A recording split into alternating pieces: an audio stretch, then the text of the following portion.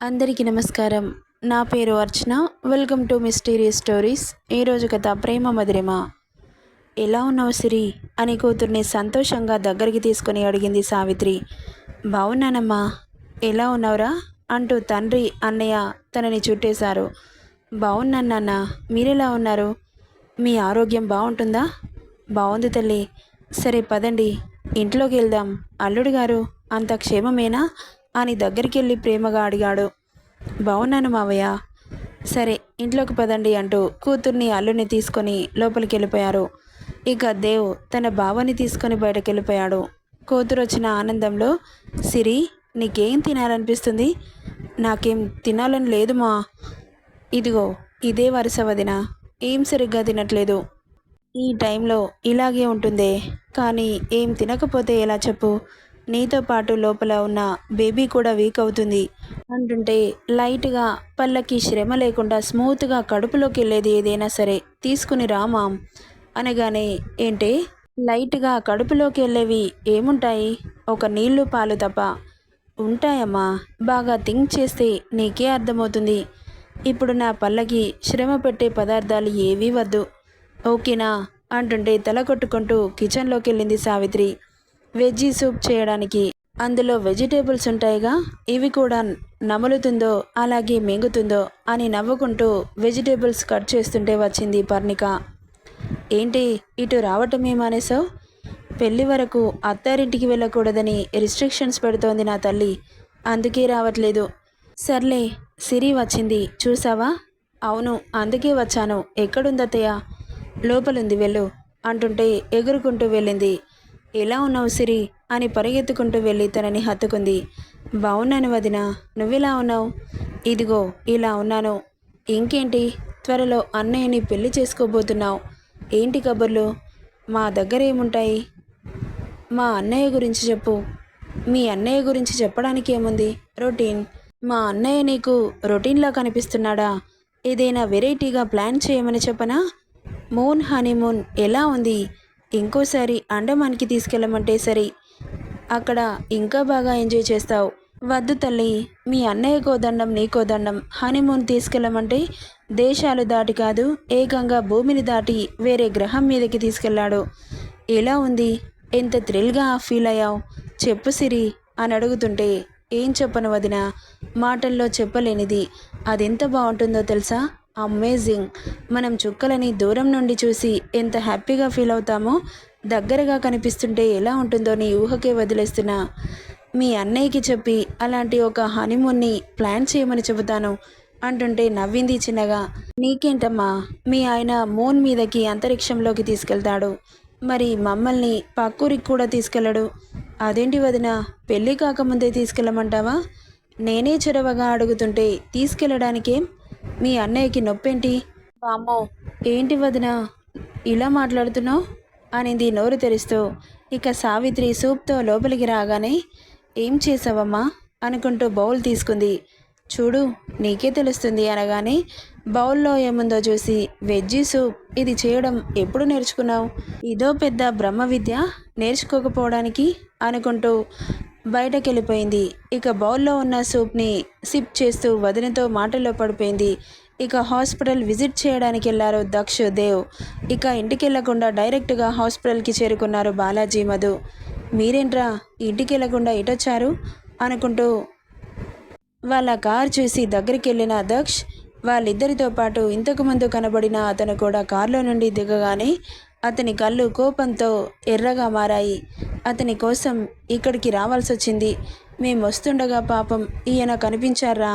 ఆయన life story విని బాధేసి, మన హాస్పిటల్లో ఏదైనా పనుంటే ఇప్పిస్తావేమోనని తీసుకొచ్చాను అనగానే నెక్స్ట్ సెకండ్లో దక్ష్ కొట్టిన దెబ్బకి ముల్లోకాలు ఫ్రీగా దర్శనమిచ్చాయి బాలాజీకి. చూస్తున్న మధు, పక్కనున్న దేవ్ ఒక్కసారిగా ఉలికిపడ్డారు. యు బ్లడీ ఇడియట్, వాడు ఎవడో తెలీదు, ముక్కు మొహం తెలియని వాడిని తీసుకొచ్చి నా హాస్పిటల్లో పనిపించమని నువ్వెలా చెబుతావురా? నీ చెల్లి తీసుకెళ్దామని చెబితేనే నేను వినలేదు, అలాంటిది నాకు చెప్పకుండా అలా ఎలా తీసుకొస్తావు అంటూ కాలర్ పట్టాడు. మధు, దక్షు విశ్వరూపం చూస్తుంటే ఒంట్లో వణుకు పుట్టింది. ఇప్పుడు వాడిని ఏం చేస్తావో నాకు తెలీదు.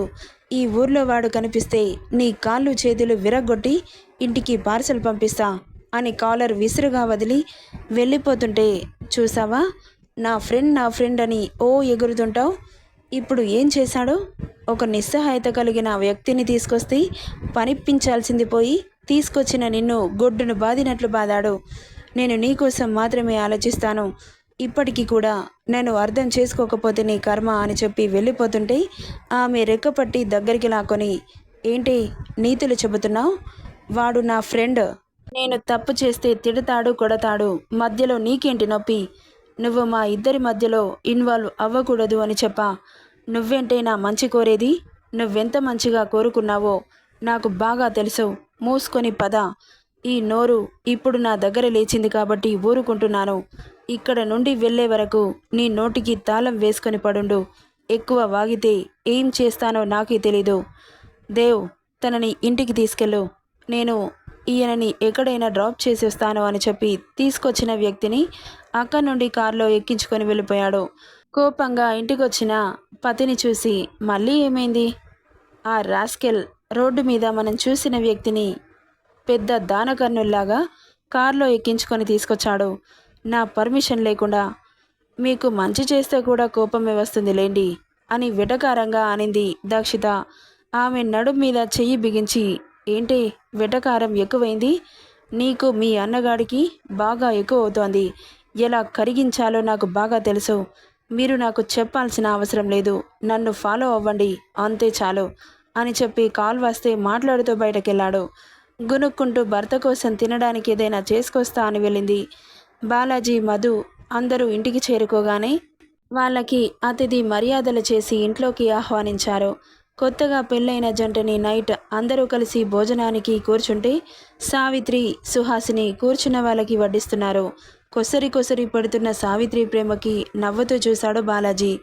ఇక చాలాంటి, అదేంటి బాచి అంత సన్నగా అయిపోయావు? నేను ఇక్కడికి మొన్నే వచ్చానుగా, అప్పుడే అలా అయిపోయావేంటి అని అడుగుతుంటే తల తిప్పి మధుని చూశాడు. ఇక మ్యాటర్ అర్థమైనట్లు మారు మాట్లాడలేదు సావిత్రి. అందరూ తినేయడంతో మధు బాలాజీని సపరేట్ రూమ్లో పడుకోమని చెప్పింది సావిత్రి. పర్లేదాంటీ, నేను బయట పడుకుంటానన్నాడు. అదేంటి నువ్వు బయట పడుకోవడం ఎందుకు అంటుంటే అక్కడ ఇష్యూ చేయడం ఇష్టం లేక సరే అంటూ లోపలికి వెళ్ళిపోయాడు. వెనకే బాలాజీని కొట్టేలా చూస్తూ వెళ్ళింది మధు కూడా. ఏంట్రా, నాతో పడుకోవడం కూడా ఇష్టం లేదా అంటూ అరిచింది. వియర్డ్గా చూశాడు బాలాజీ. ఏంటలా చూస్తున్నావు? పెళ్లి చేసుకున్నావుగా, ఆ ముచ్చట కూడా అయిపోతే మన బంధం బలపడుతుంది అంటుంటే ఆమె పీక పట్టాడు. ఏంటి పిచ్చి పిచ్చిగా ఉందా? నాతో ఉండడం ఇష్టం లేదన్నావు కదా, మళ్ళీ ఇదేంటి? నీతో ఉండడం ఇష్టం లేదు అనలేదు, మీ ఫ్రెండ్తో నువ్వు ఉండడం ఇష్టం లేదని చెప్పా. నేను అదే అంటున్నా. నేను నా ఫ్రెండ్తో ఉంటే నీకు నచ్చదు కదా, మళ్ళీ కొత్త నాటకమా? లేదు, నా వైపు నుండి నేను నరుక్కొస్తున్నా. నిన్ను ఇలా దూరం పెడితే ఎక్కడ నా చెయ్యి జారిపోతావేమో అని నా భయం నాకుంటుందిగా. పిచ్చి పిచ్చి వేషాలు వేసి కోపం తెప్పించకుండా మూసుకొని పడుకో. ఫీలింగ్స్ వస్తుంటే మూసుకొని ఎలా పడుకోమంటావు? ఆమె మాటకి చాలా చిరాగ్గా అనిపించి రూమ్ నుండి బయటకెళ్ళిపోయాడు బాలాజీ. వెనకే వెళ్ళింది నవ్వుకుంటూ. నువ్వు ఎలా నా దారికి రావో చూస్తా అనుకుంటూ వెళ్ళి చల్లగాలికి ఏటో చూస్తూ నిలబడ్డ బాలాజీని వెనక నుండి హత్తుకుంటూ, ఏమైంది? ఇంట్లో నన్ను ఒంటరిగా వదిలేసి ఇలా వచ్చావు అని అడిగింది హస్కీగా. ఆమె చేతులని విడిపించుకొని, ఇక్కడ కూడా ప్రశాంతంగా ఉండనివ్వవా? నిన్ను ప్రశాంతంగా ఉండనిచ్చి నేనేం చేయను? నాకు నిద్ర రావట్లేదు. పడుకుంటే పిచ్చి ఆలోచనలు వచ్చి డర్టీ థాట్స్ నన్ను పడుకోనివ్వట్లేదు అంటుంటే, దానికి కూడా చాలా మార్గాలున్నాయి అని ఆమెను దూరం తోసి వెళ్ళిపోయాడు. అతని మాటకి కన్నీళ్లతో చూస్తూ అక్కడే ఉండిపోయింది మధు. వాడిని ఎక్కడొదిలేసి వచ్చావురా? అప్పుడే ఇంట్లోకి వస్తున్న బాలాజీని చూసి అడిగాడు దక్ష్. నువ్వే కదా ఊర్లో ఉండకూడదని చెప్పావు, అందుకే ఊరవతల వదిలిపెట్టొచ్చాను. నిజం చెప్పు, లేకపోతే చంపేస్తా. నిజంరా, ఊరి బయట కాస్త దూరంలో గోడౌన్ కనిపించింది, అక్కడ పనిప్పించమని వాళ్ళకి చెప్పి వచ్చాను అని చెబుతుంటే విని అక్కడి నుండి వెళ్ళిపోయాడు దక్ష్. రూమ్కి వెళ్ళిపోయాడు బాలాజీ. మధుని పట్టించుకోకుండా ఎక్కడికి వెళ్ళినా ప్రశాంతత లేకుండా చేస్తుంది ఇడియట్ అని తిట్టుకుంటూ. పడుకోవడానికి రూమ్కి వచ్చిన దక్ష్ పడుకున్న తన సతిని చూసి అతని పెదాలు వైడయ్యాయి. పడుకోవడం వల్ల చీర చిందరవందరగా మారి కనిపించని అందాలు దోబూచులాడుతూ అతన్ని ఉక్కిరిబిక్కిరి చేస్తున్నాయి. లైట్స్ డిమ్ చేసి ఆమెను చేరి నడుం మడత అతన్ని ఊరిస్తుంటే ఆమె నడుంపై చేయి వేసి చిన్నగా నొక్కాడు. ఉలిక్కిపడి లేచి కూర్చుంటుంటే ఆపి కాస్త నెమ్మదిగా అన్నాడు ఆమె కురులని సవరిస్తూ. తమరు కూడా కాస్త జాగ్రత్తగా హ్యాండిల్ చేయొచ్చుగా అనింది కళ్ళు తిప్పుతూ. ఇప్పుడెలా ఉంది అని ఆమెను ఒడిలో పడుకోబెట్టుకొని ప్రేమగా అడిగాడు. ఇలా బావుంది అనింది చిలిపిగా నవ్వుతూ. నవ్వొచ్చిందతనికి ఆమె మాటకి. అయితే ఓకే అన్నమాట అన్నాడు. అర్థం కాకుండా చూసింది. అర్థమయ్యేలా ప్రాక్టికల్గా థియరీ చూపిస్తానులే, డోంట్ వరీ అంటూనే ఆమె పెదాలు లాక్ చేసి మరో కొత్త సరిగమలని పలికిస్తూ కొత్త లోకంలోకి తీసుకెళ్ళిపోయాడు. అలసిపోయి భర్త గుండెల మీద సేద తీరుతోంది. మీలో ఎప్పుడు కరిగినా కొత్తగానే ఉంటుందెందుకు? కొత్త కొత్త ఫీలింగ్స్ని పరిచయం చేస్తారు ఎందుకు అని అతని నుదురు మీద పెదలు తాకిస్తూ అడుగుతుంటే, నా లస్ట్ ఫీలింగ్ నీకు ఎప్పటికీ బోరు కొట్టకూడదని అన్నాడు. మీరు నాకు బోరు కొడతారా? నెవర్ అనింది. మెత్తగా తగులుతున్న గుండెలకి తల అదుముకుంటూ కళ్ళు మూసుకున్నాడు. తెల్లారే వరకు ఇద్దరికీ మెలకువేలేదు. నెక్స్ట్ పార్ట్లో ఏం జరుగుతుందో చూద్దాం. ఈ స్టోరీ ఎలా ఉందో కామెంట్ చేయండి guys. Thank you for listening.